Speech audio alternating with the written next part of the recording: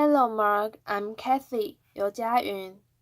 My student number is S0741044. I am freshman student in listening and speaking class. I am going to read the article I Have a Dream. I Have a Dream, Martin Luther King Jr. I am happy to join with you today in what will go down in history as the greatest demonstration for freedom in the history of our nation. 50 years ago, a great American, in whose symbolic shadow we stand today, signed the Emancipation Proclamation. This momentous decree came as a great beacon light of hope to millions of Negro slaves who had been seared in the flames of withering injustice. It came as a joyous daybreak to end the long night of their captivity. But 100 years later, the Negro still is not free. 100 years later, the life of the Negro is still sadly crippled by the manacles of segregation and the chains of discrimination.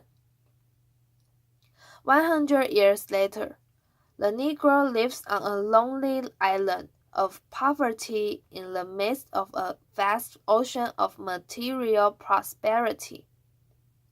100 years later, the Negro is still languished in the corners of American society and finds himself an exile in his own land. And so, we've come here today to dramatize a shameful condition. In a sense, we've come to our nation's capital to cash a check. When the architect of our republic wrote the magnificent words of the Constitution and the Declaration of Independence, they were signing a promissory note to which every American was to fall heir. This note was a promise that all men, yes, black men as well as white men, would be guaranteed the unalienable rights of life, liberty, and the pursuit of happiness. It is obvious today that America has defaulted on this promissory note, insofar as her citizens of color are concerned. Instead of honoring this sacred obligation, America has given the Negro people a back check, a check which has come back marked insufficient funds. But we refuse to believe that the Bank of Justice is bankrupt. We refuse to believe that there are insufficient funds in the great vaults of opportunity of this nation. And so, we've come to cash this check, a check that will give us upon demand the riches of freedom and the security of justice.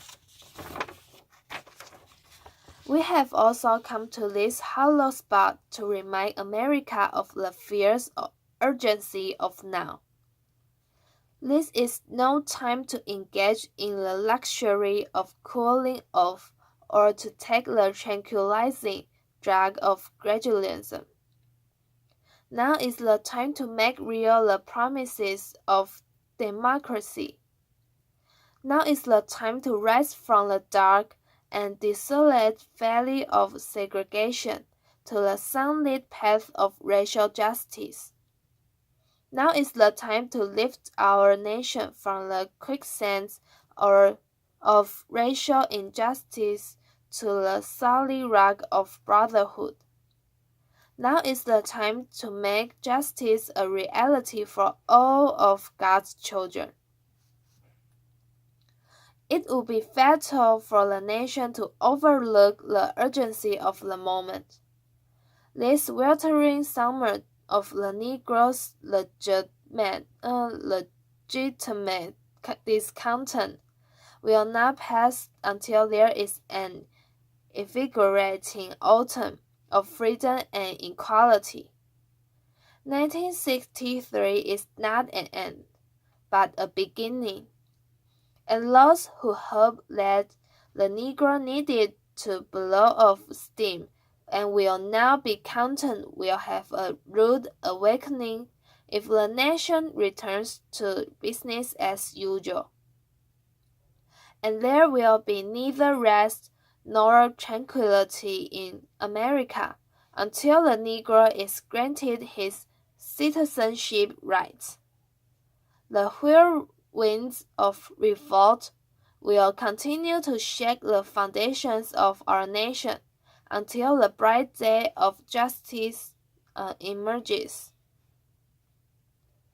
But there is something that I must say to my people, who stand on the warm threshold which leads into the palace of justice.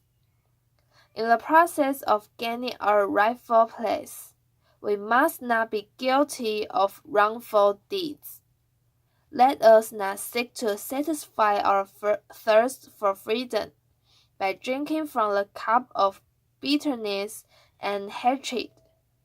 We must forever conduct our struggle on the high plane of dignity and discipline. We must not allow our creative protest to degenerate into physical violence.